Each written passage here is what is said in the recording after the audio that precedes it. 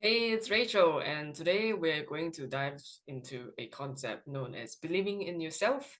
And I believe that that's the first step to success, whether you want to do anything like lose weight or start a new business or, you know, um, rise up the ranks in your job, or whether you want to build a better relationship. Everything starts from a belief. So that's the reason why you want to believe in yourself. Now, as I mentioned, it's the first step to success, and it's also a choice. You can choose to believe or you can choose not to. And so it's really important that you make the choice that's going to move you towards where you want to go, like in the future. So you need to make the decision to believe in yourself to change your path. If you hate your current job, believe in yourself that you can make a change and maybe switch to another career, or you want to learn a new skill and maybe start your own business, whatever the case is. If you don't like how you are looking right now, maybe you feel that you're too skinny or you're too plump.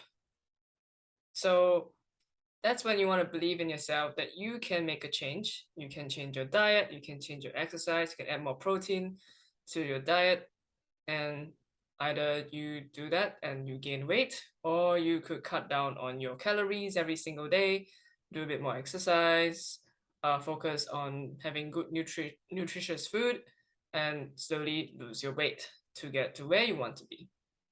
So, but believing is the first step because believing is like the foundation for all kinds of change. When you believe that you can change, that's when change happens or start to happen. Now, the idea is most people they actually live in their self-doubts because the mind is somehow haywire to um sort of tell you that you can't do this, you can't have that, and that's normal. That's okay. Just be okay with that. But successful people never dwell in their doubts. They just focus on believing in themselves and focus on taking action. They have this positive self talk kind of mechanism working for them because whenever there's a negative talk coming through this side, they'll have a positive talk coming through that side. And then the first thing they want to do is to neutralize that. So there won't be any more talks per se. So there's no negative or there's no positive. And then once you start building more positive self talk, that it should overwhelm all the negative and bring that right down. So you'll become someone like, um, I remember there was one mentor who told me that two people, I think it's uh, Grant Cardone and Gary Vaynerchuk, pardon me if I butchered their name, but they basically do not have a care of how people think what they are, who they are, and they just go about doing their own things. They just go about like, building their business, expanding their real estate, and basically doing what they feel like they're passionate in and doing what they feel like they should do without, caring about what other people think. And that I believe is one of the really, really topmost um, feeling that you can have because you no longer focus on any negatives. You just tell yourself that, hey, you can do it. And you focus on, taking action to reach your goals. So with enough positive self-talk, motivation or encouragement, anybody can learn anything, even if you feel like you're not talented, because talent is grown. You might naturally learn something faster. You might be, talented in it, but it doesn't mean that you don't have to put in any work or any hard work at all. Because someone who isn't talented but puts in heaps of hard work would eventually overtake the person with talent but without much hard work. It's a little bit like the rabbit and the tortoise story of them getting to the finishing line. The rabbit thought that, hey, he's, naturally fast. He can take a nap during then, like during the whole marathon. He can, tease the tortoise for being slow and he can just do whatever he wants. He doesn't have to put in any effort in running. And then this tortoise goes there, goes by, slowly and steadily, just climbing and moving forward. And then eventually, who won? The tortoise won. because the tortoise put in the hard work, the hard yards. He's not talented. He's not, naturally fast. He just put in the hard work. He didn't rest while the bunny rested. And he just kept on moving forward. And so talent isn't really talent in a sense. When you're talented, it doesn't mean that you'll be successful. You just learn things slightly faster than others, but you still need to put in the hard work. Maybe slightly less than people who aren't talented, but the hard work is still a must. And as always, hard work will always beat talent. So, moving forward, you want to embody and have that identity of that person whom you want to become. Because when you change how you see yourself, you'll transform your life. It might take a bit of time, but it'll be faster than if you didn't believe it. Because imagine yourself like when you're making decisions currently, your mind always think like, okay, is option A better? Is option B better? Is option C better? Or what should I do? And decision making for some people takes a really long time because they just don't know what's better for them.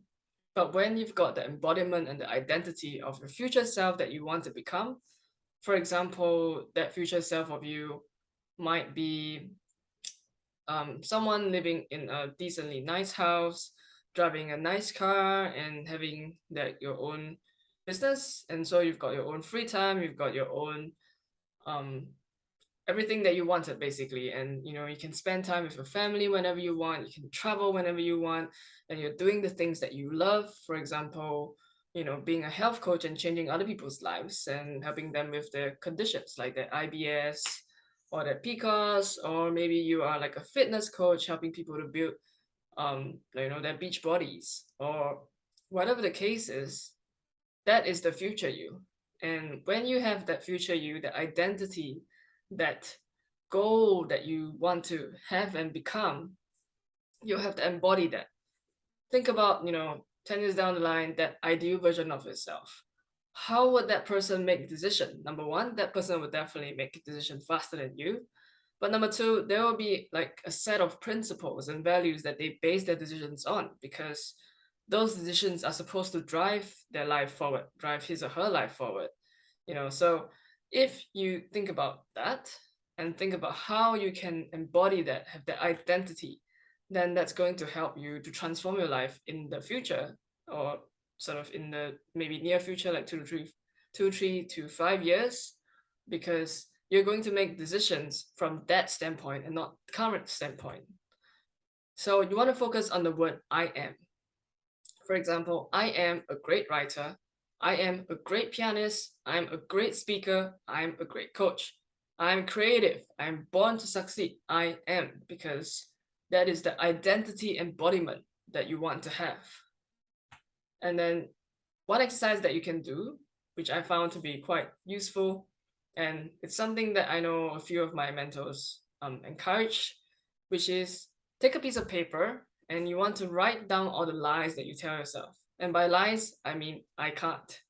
For example, I can't write. For example, I can't play the piano well. For example, I can't lose weight. For example, I can't cook great meals. Okay, and then all of those are lies because it is just your current mindset, what you believe in. But actually, they can all be changed. Now, obviously, you can't I can't on facts. Like if you don't have, let's say that you're handicapped, then you can't say that you aren't. But I'm just saying that in anything that has a turnover, or basically anything with regards to your abilities, anything that you tell yourself you can't because of your abilities, those are all lies, because you can. And so once you write them down, you want to draw a line across them, just cancel it, strike it off, because you want to tell your mind that these aren't valid statements anymore. Okay? Then you want to write the truth. The truth is, I can become a great writer. I can become a great pianist. I can become a great cook. I can lose weight. There's so many things that you can do. You just don't believe you can. And that's the reason why people are stuck, because they don't believe that they can get out of their situation. They don't believe that they can lose weight. They don't believe that they can gain weight. They don't believe that they can um, change their jobs. They don't believe that they can, uh, have a better relationship with their parents when in the past it was bad. Like, it's all about number one, believing, and number two, taking the steps to change that situation. But you've got to believe in it first, because if you don't believe in it, then you will feel a lot of resistance, especially when you try to take those steps to try and change the situation. And with all those resistance, it feels like you just want to give up because you never believed in it first, like in the first place. So you never believe that you can do it. And so it'll just be like, it's too hard. I just can't do it. Yeah, I'm right. I just can't. But that's not true. You can do it and you're able to do it. You just need to believe in it first. All right, so the 3 tips that I've got to get you started with belief and faith is number one, you have to be okay with failure.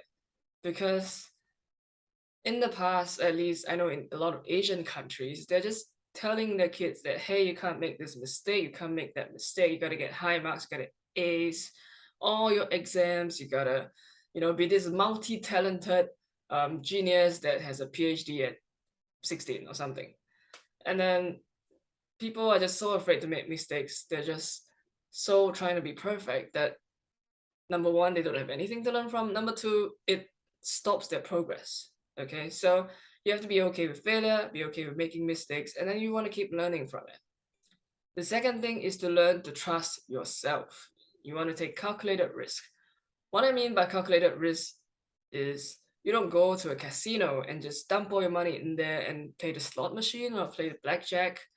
You don't bet on things that aren't within your control. But there is one that's within your control, which is you. And you bet on yourself, and that obviously anything is risky, but starting a business is risky, changing a job is risky, changing a diet is risky. There's a lot of risk in life, but some risk are actually worth taking. Maybe changing how you treat a person is also risky because you don't know how they might react. You're trying to get closer to them, and then you're like, okay, they don't like words of affection. Maybe they want more presents. And those are risks as well because you're just trying something that you don't know if they'll respond well to. But it's an effort. You try, it's calculated risk, and you never know, but they might like it. They might build a better relationship with you just because you learn their love language. So you want to learn to trust yourself, learn to bet on yourself, and basically take calculated risk to achieve your goals. So not stupid risk like casinos, but calculated risk like, investing in yourself. The second point is that, and the third point is to speak to yourself the way you speak to someone you love. So, think about this. Like when you, it's a little bit hard to say, but let's say that you got siblings, and for people who don't, we'll use another example. But would you, and you love your sibling, would you tell your sibling that you suck or you're shit? Or, and I mean, when you say it and you mean it, okay, not like you say it jokingly. I mean, you say it and you mean it. Would you say these kind of things? Probably not, because they're people you love and you don't want to, hurt them in any way, shape, or form. Okay, well, the idea is when you treat like your loved ones like this, how about learning to treat yourself like this too? You should love yourself more, treat yourself like someone you love. Speak to yourself the way you speak to someone you love. You want to focus on the positives of your progress, not the negatives of like, oh, I haven't reached today's goal.